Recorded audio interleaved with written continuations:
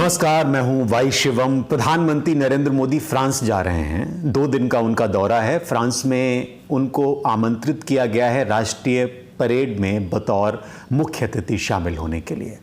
लेकिन मैं आपको इस कार्यक्रम के बारे में नहीं बताऊंगा। मैं आपको बताऊंगा उस यात्रा के बारे में जिस यात्रा के बाद कांग्रेस ने राहुल गांधी ने कहा कि चौकीदार चोर है। उस यात्रा का इस यात्रा से बड़ा कनेक्शन है। 2017 की बात है, प्रधानमंत्री फ्रांस गए थे, उन्होंने रफाल डील फाइनल की थी। उसके बाद राहुल गांधी ने यह आरोप लगाया कि जो डील की गई है उसमें महंगे जहाज खरीदे गए हैं, मित्रों को फायदा पहुंचाने के लिए भ्रष्टाचार किया गया है। बीजेपी ने, खुद प्रधानमंत्री ने, मोदी ने इन आरोपों को अपने ऊपर चिपकने नहीं दिया। चौकीदार चोर है का फायदा विपक्ष को नहीं हुआ, राहुल गांधी को नहीं हुआ। लेकिन आज मैं आपको यह बताने वाला हूं कि उस वक्त जो हुआ था वो एक बार फिर से दोहराने की कोशिश है और उस वक्त क्यों गलत काम किया था प्रधानमंत्री ने। प्रधानमंत्री अपनी उस दिन की यात्रा के बाद क्या करके आए थे, वो हकीकत अब सामने आई है। यह जानना समझना इसलिए भी जरूरी हो जाता है क्योंकि यह कहा जा रहा है कि प्रधानमंत्री अपनी इस यात्रा में भी, इस फ्रांस यात्रा में भी एक डील कर सकते हैं, रक्षा सौदा कर सकते हैं। पीटीआई की यह खबर है। यात्रा के दौरान मोदी एक और बड़ा रक्षा सौदा करने की प्लानिंग कर रहे हैं। वो नौसेना के लिए रफाल एम की खरीद कर सकते हैं। यह तो वो जानकारी है जो पब्लिक डोमेन में है। लेकिन आपको याद है कि जिस मुद्दे पर राहुल गांधी ने नारा दिया कि चौकीदार चोर है, उसमें एक नया एंगल जुड़ गया है। दरअसल प्रधानमंत्री जिस कंपनी के साथ सौदा करने की तैयारी कर रहे हैं इस बार, यह वही कंपनी है। भारत ने वायुसेना के लिए 36 रफाल विमान खरीदे थे। अब आप सोचेंगे इसमें दिक्कत क्या थी। आपको यह पहले भी जानकारी है। और रफाल बनाने वाली कंपनी है दसां एविएशन। 2017 में यह डील हुई। अनिल अंबानी के मालिकाना हक वाली रिलायंस एरोस्ट्रक्चर लिमिटेड को अपना ऑफसेट साझेदार बनाया था दसां एविएशन ने। विपक्ष ने जोर शोर से यह मुद्दा उठाया और कहा कि ऐसे वक्त में जब अनिल अंबानी ग्रुप की ज्यादातर कंपनियां बर्बाद हो गई हैं, दिवालिया हो गई हैं और उन्हें डिफेंस कारोबार का कोई तजुर्बा नहीं है, उनको ऑफसेट पार्टनर बना लिया गया। उसके साथ 30,000 करोड़ का करार किस आधार पर कर लिया गया, ये सवाल उठा। सवाल जायज भी था।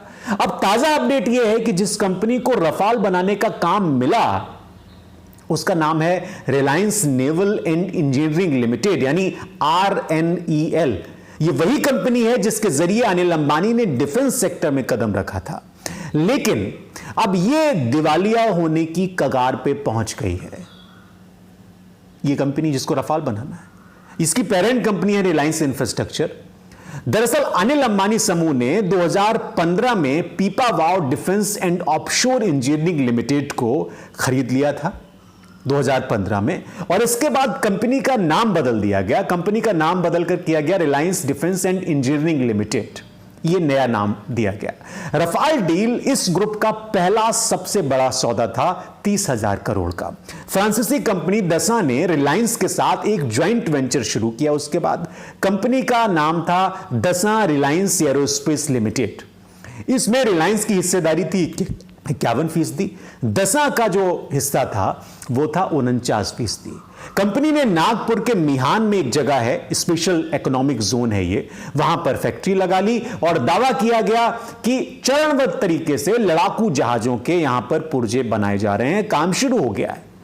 लेकिन अनिल अंबानी की जो कंपनी है Reliance naval defence and engineering, वो कर्ज के दलदल में फंसी हुई है और कर्ज नहीं चुकाने की वजह से जो लेनदार हैं वो उन्हें नेशनल कंपनी लॉ ट्रिब्यूनल यानी NCLT तक खींच ले आए। NCLT की अहमदाबाद की विशेष पीठ ने इस पूरे मामले में नीलामी की प्रक्रिया को भी मंजूर दे दी, यानी जिसका 91% हिस्सा था वो नीलाम स्वान एनर्जी के नेतृत्व वाली hazel mercantile consortium Anil Ambani की इस कंपनी को खरीदने के लिए आगे बढ़ रही है। वो इस दौर में सबसे आगे, और उसने 2700 करोड़ रुपए की बोली लगा दी है। वही कंपनी जिसको रफाल का ठेका मिला। बॉम्बे स्टॉक एक्सचेंज की कंपनी की शेयर होल्डिंग ये कहती है कि मार्च 2023 तक RNEL में प्रमोटर्स जो अनिल अंबानी हैं उनकी कोई हिस्सेदारी नहीं थी, जबकि इसमें सरकारी बीमा कंपनी LIC का 7.93% का हिस्सा था। LIC का विदेशी संस्थागत निवेशकों के पास भी आधा फीसदी की करीब की हिस्सेदारी थी इस कंपनी में। बाकी के जो शेयर थे वो आम निवेशकों के पास थे। मतलब साफ है कि कंपनी के डूबने से अगर सबसे ज्यादा किसी को नुकसान होगा तो आम आदमियों को होगा, आम निवेशकों को होगा और एलआईसी को होगा। और इन सब के बीच रफाल एक बार फिर से चर्चा में आ गया है। अब आप सोचिए और बताइए कि इस पूरे मामले में कितना बड़ा झोल चल रहा है। एक नई कंपनी को 30,000 करोड़ का ठेका दिलवाया मोदी जी ने, और यह कंपनी 2022 की जुलाई सितंबर तिमाही के जो आंकड़े बीएसई के उपलब्ध हैं उसके मुताबिक जो कंपनी की आय है वो सिर्फ 68 लाख रुपए है। इसी अवधि में कंपनी ने अपना कुल घाटा 527 करोड़ बताया था। 19 अप्रैल 2023 की एक्सचेंज फाइलिंग में इस कंपनी ने 2021-22 के नतीजे बताए थे और इसके मुताबिक साल भर में कंपनी की जो आय थी वो 6 करोड़ 32 लाख के आसपास थी, जबकि कुल घाटा जो था वो 2086 करोड़ रुपए का था। इसको रफाल बनाना है। अनिल अंबानी ग्रुप की कंपनियों पर अगर करीब से आप देखें तो शेयर विश्लेषक जो हैं वो ये कहते हैं कि RNEL के दिवालिया हो जाने का असर निश्चित तौर पर भारत फ्रांस के joint venture Dassault Reliance aerospace limited पर पड़ेगा ही पड़ेगा, क्योंकि एक कंपनी दिवालिया हो गई तो कैसे काम होगा। ज्वाइंट वेंचर क्योंकि लगभग बराबरी का है, यानी दोनों कंपनियों के निवेश बराबरी के हैं, तो ऐसे में दसां तो अपना हिस्सा निवेश कर देगा, लेकिन अनिल अंबानी पैसा कहां से लाएंगे और रफाल कैसे बनेगा, ये सवाल वाजिब भी है। साल 2020 में चीन के बैंकों के कर्ज से जुड़े विवाद पर इंग्लैंड के हाईकोर्ट में सुनवाई के दौरान अनिल अंबानी ने यह मान लिया था कि वो दिवालिया हो गए हैं और कर्ज चुकाने में वो असमर्थ हैं, उनके पास पैसा नहीं है। अनिल अंबानी की नेटवर्थ जीरो है, वो दिवालिया हैं और वो रफाल बना रहे हैं, इसलिए वो बकाया भी नहीं चुका रहे हैं। परिवार के लोग भी उनकी मदद नहीं कर पाएंगे, ये भी कानूनी तौर पर दिख रहा है। और इस साल में जब अनिल अंबानी पैसे की तंगी की वजह से एक के बाद एक अपनी कंपनियां नीलाम करवा रहे हैं, अपनी कंपनियों से हाथ धो रहे हैं, तो वो रफाल के लिए बने ज्वाइंट वेंचर को कैसे चला पाएंगे मोदी जी, ये तो आपको बताना होगा, क्योंकि आपने ठेका दिलाया है।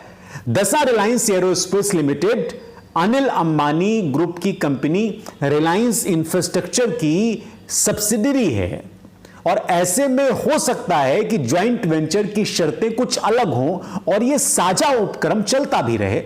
लेकिन क्या यह संभव है कि इस तरह की कंपनी को इतना बड़ा ठेका दिया जाना चाहिए, क्योंकि ये ग्रुप की खस्ता हालत शायद मेक इन इंडिया के उस मकसद को पूरा न कर पाए जिसके लिए इसको ठेका दिया गया और इसके लिए इसको शुरू किया गया।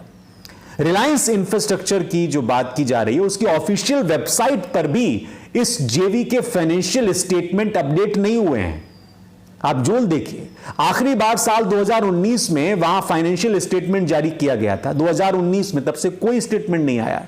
और इस स्टेटमेंट में यह बताया गया था कि 31 मार्च 2019 तक दसां रिलायंस एरोस्पेस लिमिटेड की कुल वित्तीय जो देनदारियां हैं वो 142 करोड़ रुपए से ज्यादा थी, जबकि डील एक साल पहले यानी 31 मार्च 2018 को यह आंकड़ा 38 करोड़ 81 लाख रुपए था।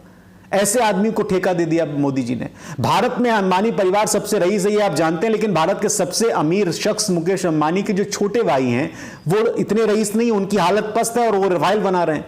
तो मोदी जी जो चौकीदार चोर है का नारा आपको दिया गया, जो आपके ऊपर चस्पा किया गया, वो तो कहीं ना कहीं सही साबित हो रहा है, क्योंकि अनिल अंबानी के पास अगर रफाल बनाने का ठेका है तो फिर क्या होगा हमारी वायुसेना का, हमारे सैनिकों का, ये जवाब आप भी दीजिए। बहुत शुक्रिया आपका ये कार्यक्रम देखने के लिए। और आप हमसे जुड़े रहने के लिए सब्सक्राइब करें YouTube पर, फॉलो करें Twitter पर और लाइक करें Facebook पर। और ज्यादा जानकारी के लिए आपको टाइप करना होगा सिर्फ न्यूज़ नशा।